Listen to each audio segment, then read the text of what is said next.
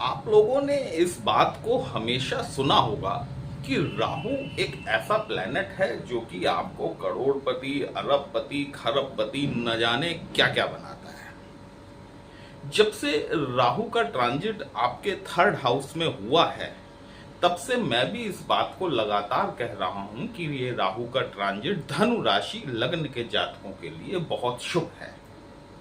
आप में से कई लोग ऐसे होंगे जो इस बात को सोचते होंगे कि यार ये सब हवाबाजी वाली बातें हैं और ये राहु अगर शुभ है तो फिर हमें करोड़पति अरबपति क्यों नहीं बनाता।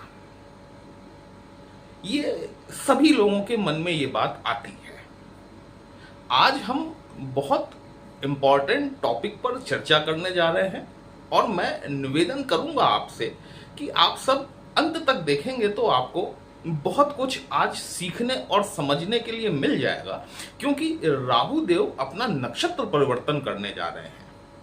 ये राहु महाराज जो है ये वर्तमान परिस्थिति में गुरु के पूर्वाभाद पर नक्षत्र में गोचर कर रहे हैं। गुरु भी परेशान, राहु भी परेशान। गुरु कह रहे हैं कि ये कैसा चेला मिल गया, राहु देव कह रहे हैं कि कहां फंस गया आकर। ये जो नक्षत्र परिवर्तन होगा राहु का अपने स्वयं के नक्षत्र शतभिष नक्षत्र में होने वाला है, बहुत महत्वपूर्ण परिवर्तन है। और ये राहु आपको करोड़पति अरबपति बनाता है या नहीं बनाता है, इसके पीछे के रीजंस क्या हैं, वही हम लोग आज डिस्कस करने वाले हैं। नमस्कार दोस्तों, कैसे हैं आप सभी। मैं आपका ज्योतिष मित्र श्लोक वर्मा आपके अपने चैनल श्री हनुमंत कृपा में आपका हार्दिक स्वागत करता हूं, अभिनंदन करता हूं। साथ ही अपने बड़े भैया श्री हनुमान जी से करवत निवेदन करता हूं कि अपने हनुमत कृपा परिवार के सभी सदस्यों को, नए जुड़ने वाले सभी सदस्यों को सुख समृद्धि प्रदान करें, उन्हें उनके कार्यों में आशातीत सफलता प्रदान करें। मेरे धनु राशि और लग्न के समस्त जातकों को शारदीय नवरात्रि की हार्दिक शुभकामनाएं।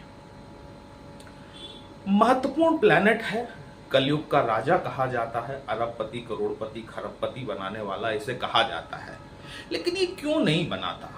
देखिए, सबसे पहले आप अपने राहु को समझिए। राहु यदि आपके, देखिए इस समय जो गोचर हो रहा है, जैसा मैं ट्रांजिट के बाद लगातार कहता चला आ रहा हूं कि धनु राशि और लग्न के जातकों की पत्रिका में राहु का ट्रांजिट जो है वो आपके थर्ड हाउस में हो रहा है।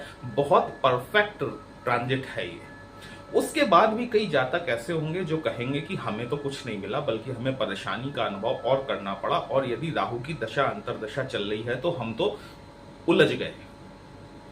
समझिए बात को। ये राहु महाराज जो हैं, यदि आपके नेटल चार्ट में, पहली बात तो ये समझिए कि यदि यहां पर 9 का अंक लिखा हुआ है फर्स्ट हाउस में, तो या तो आपकी राशि धनु है या फिर आपकी लगन धनु। आपका नेटल चार्ट जो आपकी लग्न पत्रिका है, लग्न पत्रिका में यदि राहु महाराज आपके थर्ड हाउस में बैठे हुए हैं, या फिर आपके 6वें घर में बैठे हुए हैं, या फिर आपके 10वें घर में बैठे हुए हैं, या फिर आपके 11वें घर में बैठे हुए हैं, यदि इन 4 भावों में आपके राहु देव बैठे हुए हैं, तो आप ये मानकर चलें कि यहां पर राहु की स्थिति आपके लिए 50% तक शुभ हो गई है। अभी चीजें बाकी हैं।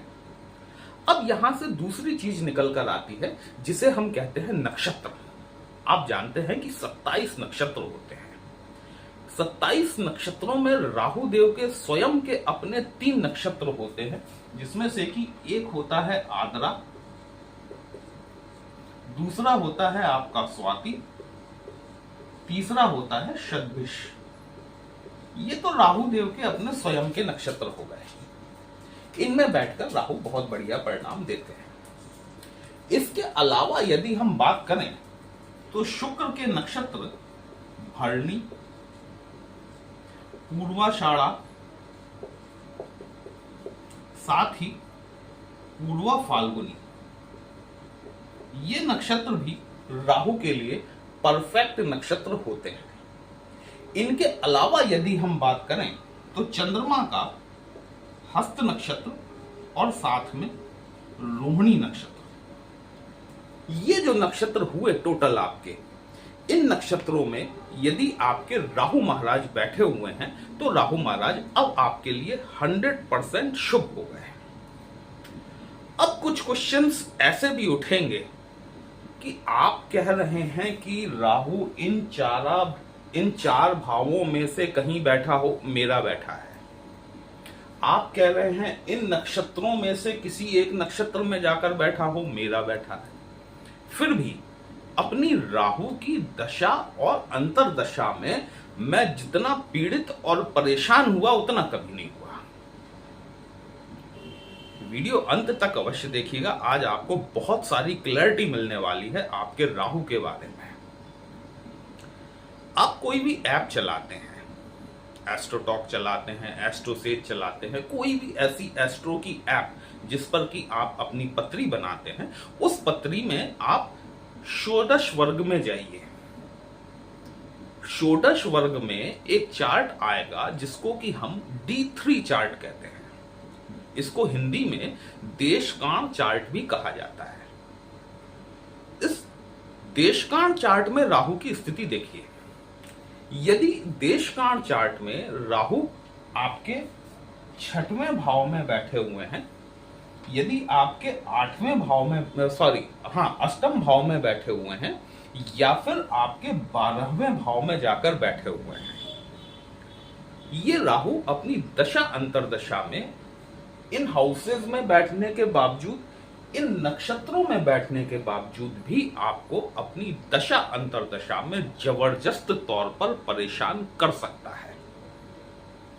जब ऐसी स्थितियां बनती हैं तब राहु की शांति कराना आवश्यक होता है। आप जानते हैं मैं हर वीडियो में यही कहता हूं कि प्लैनेट को दबाना नहीं चाहिए, प्लैनेट को जल प्रवाहन नहीं करना चाहिए। लेकिन जब ऐसी परिस्थितियां बन जाए कि प्लैनेट आपके चार्ट में D3 चार्ट में बेसिकली 6वें, 8वें या 12वें भाव में आ जाए, वो कोई भी हो सकता है। ये सिर्फ राहु पर ही लागू नहीं है, बल्कि ये हर प्लैनेट पर लागू है कि जो भी प्लैनेट आपके D3 चार्ट में 6वें, 8वें या 12वें भाव में आकर बैठ गया है, वो अपनी दशा अंतरदशा में आपको विभिन्न प्रकार की समस्याएं खड़ी करने वाला है। राहु देव का देखिए 3 अक्टूबर से बहुत सारे चेंजेस होने वाले हैं। 3 अक्टूबर को सबसे पहले जो शनि महाराज आपके ऊपर ढैया लगाकर चल रहे हैं, ये शनि महाराज अपना नक्षत्र परिवर्तन करने वाले हैं। शनिदेव अभी तक अपने उत्तराभाद्रपदा में नक्षत्र में गोचर कर रहे थे। 3 अक्टूबर से चूंकि ये वक्री हैं और वक्री गति से चलते हुए गुरु के पूर्वाभाद्रपद नक्षत्र में गोचर करना शुरू करेंगे, अर्थात आपके लग्नेश के नक्षत्र में गोचर करना इनका प्रारंभ हो जाएगा। 3 अक्टूबर से वो लोग जिनकी की पत्रिका में शनि की स्थिति शुभ नहीं है और ढैया के चलते हुए उन्हें परेशानी का अनुभव हो रहा है, उन्हें थोड़ी सी राहत देखने के लिए जरूर मिलेगी। 18 अक्टूबर के दिन तो जैसा मैंने आपके पिछले वीडियो में बताया हुआ है कि गुरु महाराज अपना राशि परिवर्तन करने वाले हैं और राशि परिवर्तन करके आपके अष्टम भाव में गोचर करेंगे। गुरु का ट्रांजिट अष्टम भाव में थोड़ा सा समस्या वाला रहेगा। यहां पर एक चीज और होगी दोस्तों कि गुरु महाराज जो है अभी आपके सप्तम भाव में ट्रांजिट कर रहे हैं, अष्टम में आ जाएंगे। अभी गुरु की दृष्टि जो है वो आपके राहु देव पर पड़ रही है। राहु आपके अच्छे हैं या बुरे हैं, जैसे भी हैं, अभी गुरु के कंट्रोल में है। जैसे ही गुरु 18 अक्टूबर 2025 के दिन अपना राशि परिवर्तन करेंगे, ये राहु महाराज स्वतंत्र हो जाएंगे। 49 दिनों के लिए इन्हें पूरी तरीके से स्वतंत्रता मिल जाएगी अच्छे या बुरे परिणाम देने के लिए। दूसरी चीज प्लस क्या होगी आपके लिए, जिसको आप पॉजिटिव तौर पर ले सकते हैं कि शनि महाराज जो कि आपका ढैया लगाकर बैठे हुए हैं चौथे घर में, गुरु की ही राशि पाइसेस यहां पर फॉल करती है।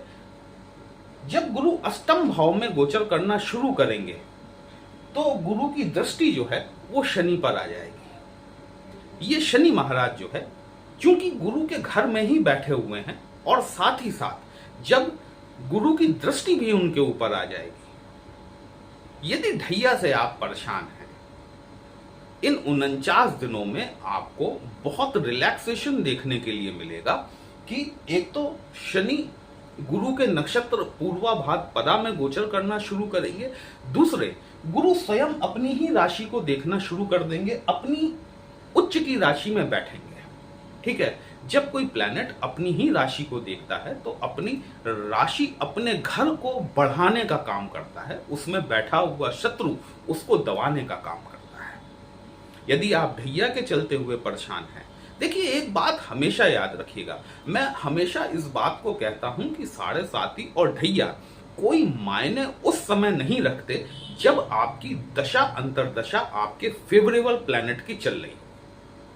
ये जो ट्रांजिट होते हैं ना, ये जो हर माह हर वर्ष जो ये ट्रांजिट होते हैं, इन ट्रांजिट का प्रभाव आपकी दशा अंतरदशा के अनुसार 25 से 30% ज्यादा नहीं पड़ता। यदि आपकी दशा खराब चल रही है, अंतरदशा दशा से ज्यादा महत्वपूर्ण अंतरदशा होती है, अंतरदशा से ज्यादा महत्वपूर्ण प्रत्यंतर होता है। तो यदि आपकी दशा अंतरदशा आपके फेवरेबल प्लैनेट की चल रही है, ढैया 7.5 कोई मायने नहीं रखते हैं। लेकिन यदि यही ढैया 7.5 के दौरान जब आपकी अंतरदशा गलत फंस जाए, लोगों के बैंड बजते हैं, उस आदमी का डीजे बज जाता है, तब दोष मिलता है शनि महाराज को कि शनि के चलते हुए ऐसा हो गया, शनि की 7.5 या ढैया में हम लुट गए, बर्बाद हो गए। आपको यह देखना चाहिए कि आपकी दशा अंतरदशा किस प्लैनेट की चल रही है और वो प्लैनेट आपके लिए फेवरेबल है या कि अनफेवरेबल है। राहु महाराज का ये ट्रांजिट है, यदि आपकी राहु का अंतर या प्रत्यंतर चल रहा है और राहु आपकी पत्रिका में शुभ है, 23 नवंबर 2025 से राहुदेव शतभिष में गोचर करना शुरू करेंगे, जो कि अगस्त 2026 तक चलने वाला है। जिनकी भी पत्री में राहु शुभ स्थिति में बैठा हुआ है, आप यकीन मानकर चलें, जबरदस्त ग्रोथ उन्हें देखने के लिए मिलने वाली है। ऑनलाइन क्षेत्रों में, ऑनलाइन व्यवसायों में, ऑनलाइन ट्रांजैक्शंस में जबरदस्त फायदा देखने के लिए आपको मिलेगा। वीडियो कहीं भी अच्छा लगा हो, अपने इस चैनल को लाइक, शेयर और सब्सक्राइब जरूर कर लीजिएगा। हमसे यदि पत्रिका का विश्लेषण कराना चाहते हैं, व्हाट्सएप नंबर थंबनेल में दिया गया। पर्सनल कंसल्टेशन पेड होता है दोस्तों, एक छोटी सी फीस आपको देनी होती है। आपकी समस्या का उचित समाधान हमारे द्वारा करने का प्रयास जरूर किया जाता है। चलिए फिर मिलते हैं, तब तक के लिए जय श्री राम।